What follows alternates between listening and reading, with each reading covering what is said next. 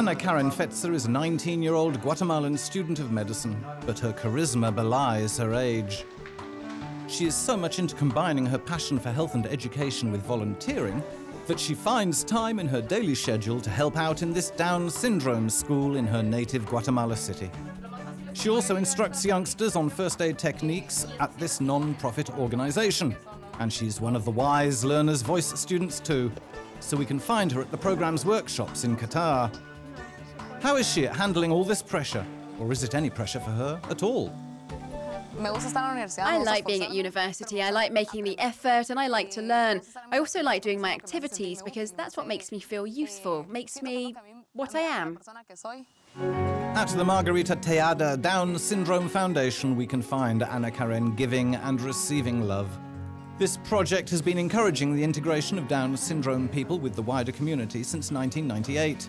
It's a goal that touched Ana Karen as a volunteer as early as 16. Something that's said here at Margarita Tejada is that we're more equals than different. And this is something that's very important, to be tolerant of the differences between us, our different capacities. The most important lesson I've learnt here is that education doesn't only mean degrees or masters. What's important in education is that it makes you become independent.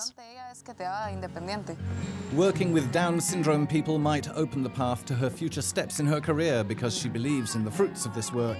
That just by educating society, she's helped Down syndrome people in Guatemala and their families to remove what is considered a stigma in this country's society. At TECO, an NGO building houses classes for economically challenged people.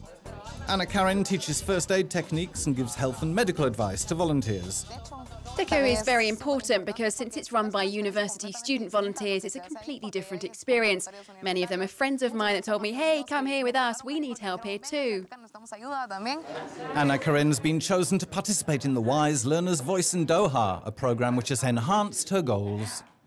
Where are you? I think my ultimate goal is opening a big clinic to change the health issue for Down syndrome patients in Guatemala. And I think that I might link the health and education for parents to go to this clinic or hospital and get the proper education and information for them to go and stimulate their children, not only in the health part, but also in the education. Because if you give them all the opportunities from being healthy to being stimulated, you'll get all of these great human beings that can be actually really useful and meaningful to our society.